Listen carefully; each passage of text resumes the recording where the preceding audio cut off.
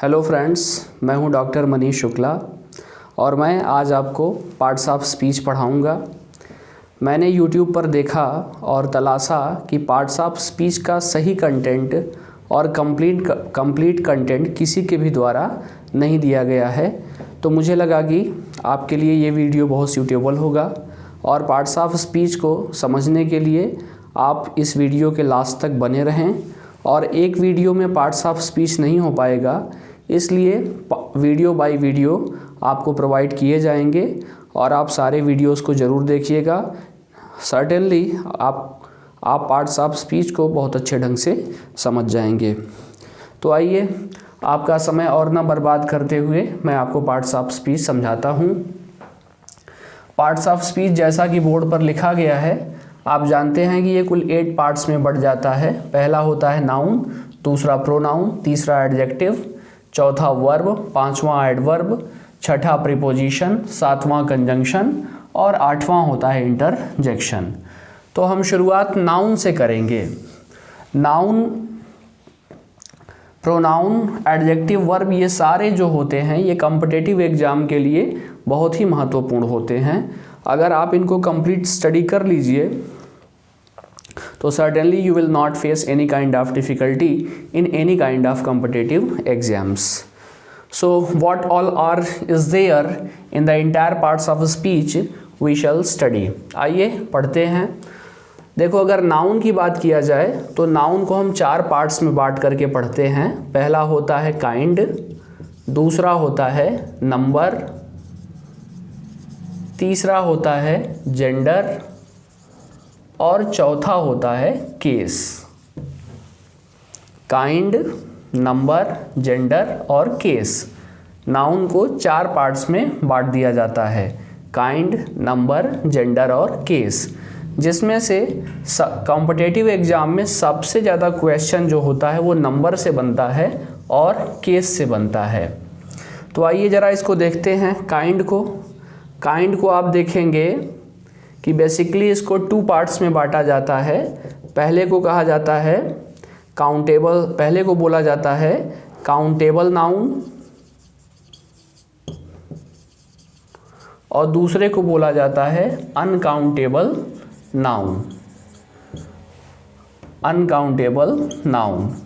अब countable noun का मतलब क्या होता है ये आप अच्छे ढंग से जानते हो। Countable noun means the nouns which can be counted, जिनको गिना जा सके उन्हें काउंटेबल नाउन कहा जाता है। जैसे पेन, बुक, टेबल, चेयर, ये सारे। और अनकाउंटेबल नाउन वे होते हैं जिन्हें हम गिन नहीं सकते हैं, जैसे मिल्क हो गया, ऑयल हो गया, सैंड हो गया, सॉइल हो गया, etcetera.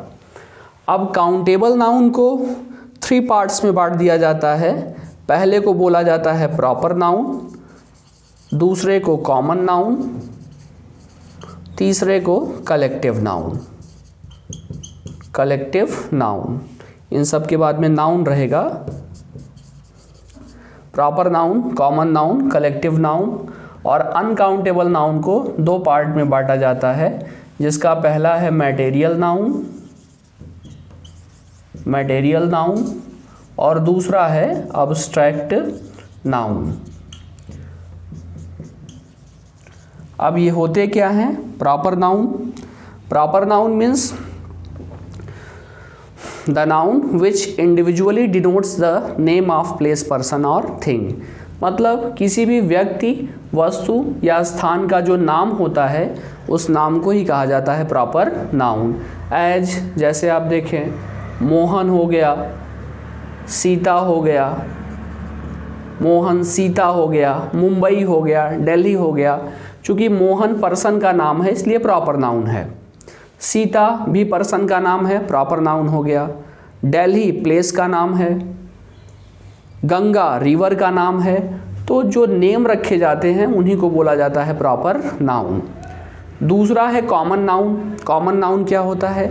Common noun is the noun which individually denotes any place, person और ऑब्जेक्ट नॉट देयर नेम, मतलब किसी भी व्यक्ति, वस्तु और स्थान जो होते हैं इनको नाउन तो कहा ही जाता है, लेकिन इनकी जो प्रजाति होती है उसको कहा जाने लगता है कॉमन नाउन।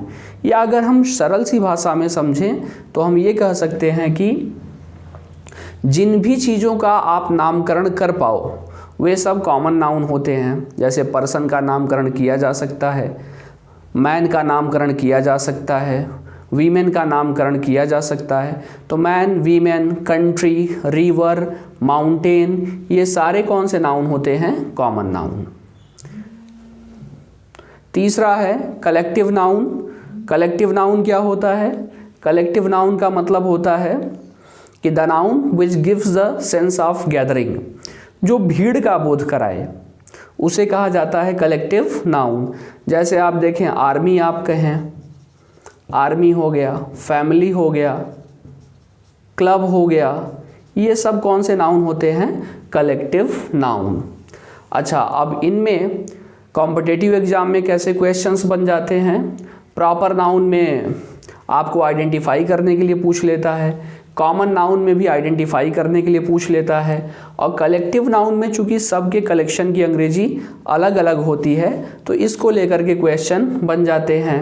जैसे आप देखें कि कई बार ऐसे क्वेश्चन कॉम्पिटिटिव एग्जाम में आए हुए हैं कि अ स्पेस कैमल, अब यहाँ पे 4 ऑप्शन आपको दे दिया गया। ये दे दिया गया रो, दूसरा दे दिया गया, सेकंड ऑप्शन है स्ट्रिंग, थर्ड ऑप्शन है ग्रुप, और फोर्थ ऑप्शन दे दिया गया नन ऑफ दीज। 4 ऑप्शन है नन ऑफ दीज। तो अगर आपको सबके कलेक्शन की अंग्रेजी पता है तो आप जानते हैं कि कैमल के लिए किसका यूज होता है? स्ट्रिंग का यूज होता है। तो यहाँ पे राइट ऑप्शन क्या हो जाएगा? A string of camel. तो इसी तरह से सबके कलेक्शन की अंग्रेजी अलग अलग ढंग से बनाते हुए कलेक्टिव नाउन को लिखा जाता है और इसके एरर आते हैं। अब आगे आइए, देखिए अनकाउंटेबल नाउन जो है, अनकाउंटेबल नाउन को 2 पार्ट में बांट दिया जाता है, मटेरियल नाउन और अब्स्ट्रैक्ट नाउन। ये होते क्या हैं? Material noun means the metals through which the things are made, जिससे चीज़ें बनाई जाती हैं उसे मटेरियल नाउन कहा जाता है। जैसे गोल्ड हो गया, सिल्वर हो गया, वुड हो गया। तो जिससे भी कोई चीज़ बनेगी वो मटेरियल नाउन हो जाता है। और that can not be touched but only realised, that can not be touched और seen but only realised, that is abstract noun. जिसको ना आप देख सकते हो, ना छू सकते हो, ना महसूस कर सकते हो, वह कौन सा नाउन हो जाता है? Abstract noun. अब्स्ट्रैक्ट नाउन में जैसे देखें ऑनेस्टी हो गया, डिसऑनेस्टी हो गया, डिसऑनेस्टी हो गया, पेन हो गया, फ्रीडम हो गया। तो ये सारे जो होते हैं अब्स्ट्रैक्ट नाउन होते हैं।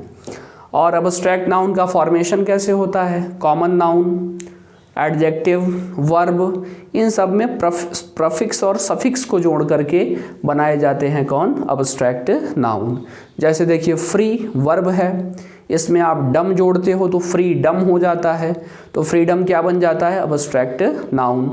पॉसिबल है, पॉसिबल में आप इम जोड़ देते हो, सफिक्स इम्पॉसिबल, वो बन जाता है अब्स्ट्रैक्ट नाउन। स्लेव है, मैन है, लास्ट में आप हुड जोड़ देते हैं, मैनहुड हो जाता है, वो क्या बन जाता है? Abstract noun. जबकि मैन है क्या? मैन है कॉमन नाउन।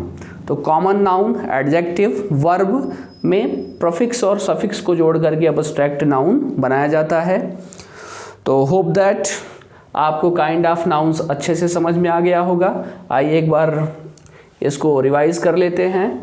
नाउन को आप 4 पार्ट में बांट करके पढ़ेंगे, काइंड, नंबर, जेंडर और केस, जिसमें से काइंड आज आपको समझाया गया। काइंड में आपको बताया गया कि काउंटेबल और अनकाउंटेबल 2 हो जाते हैं। काउंटेबल नाउन जिनको आप गिन सकते हो काउंटेबल, जिसको नहीं गिन पाओगे वो अनकाउंटेबल। काउंटेबल को फिर 3 पार्ट्स में बांट दिया जाएगा और अनकाउंटेबल को 2 पार्ट्स में। तो ये क्या हैं, ये आपको बातें समझा दी गई हैं। और होप दैट ये वीडियो आपको बहुत अच्छे ढंग से समझ में आ गया होगा। और अगर ये वीडियो आपको अच्छा लगा है तो आप हमारे वीडियो को लाइक करें, हमारे चैनल को सब्सक्राइब करें और अपने दोस्तों के साथ में ज़्यादा से ज़्यादा शेयर करें। आगे की बातें आपको अगले वीडियो में बताई जाएंगी।